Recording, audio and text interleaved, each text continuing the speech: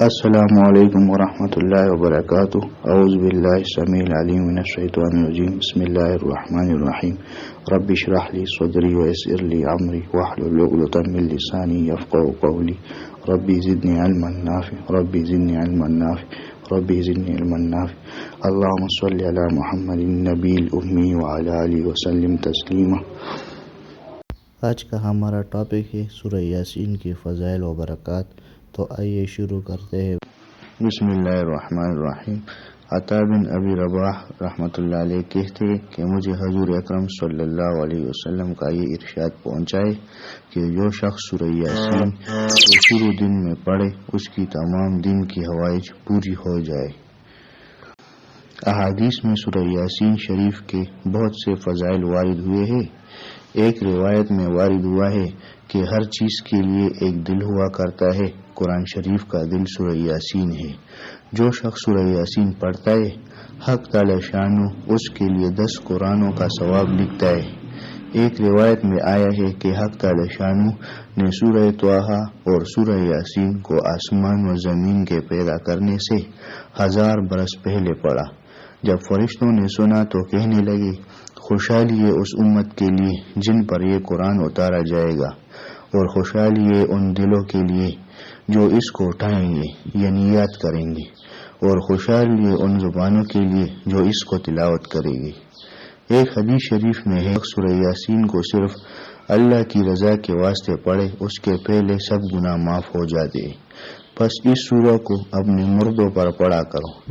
ایک روایت میں آیا ہے کہ سورہ یاسین شریف کا نام تورات میں منعمہ ہے کہ اپنے پڑھنے والے کے لیے دنیا و آخرت کی بلائیوں پر مشتمل ہے، اور یہ دنیا اور آخرت کی مصیبت کو دور کرتی ہے اور آخرت کی ہول کو دور کرتی ہے۔ اس سورت کا نام رافعہ خافضہ بھی ہے، یعنی مومنوں کے رتبے بلند کرنے والی اور کافروں کو پست کرنے والی۔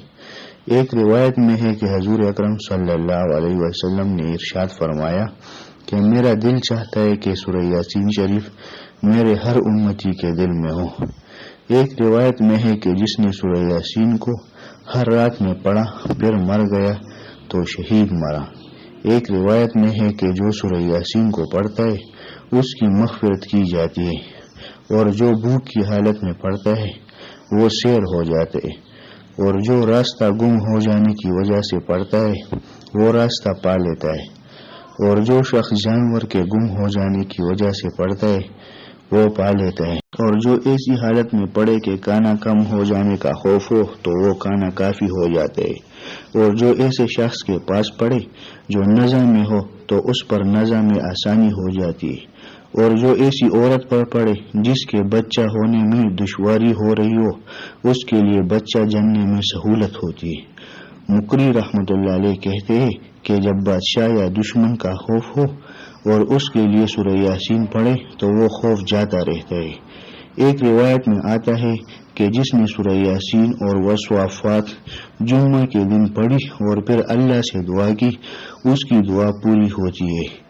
اس کا بھی اکثر مظاہر حق سے منقول ہے، مگر مشائخ حدیث کو بعض روایت کی صحت میں کلام۔ اللہ پاک ہمیں سورہ یاسین شریف کی تلاوت کرنے کی توفیق عطا فرمائے، اور اس کے تمام برکات اور فیوز ہمیں اور تمام اہل ایمان کو عطا فرمائے۔ وآخر الدعوانا الحمدللہ رب العالمین۔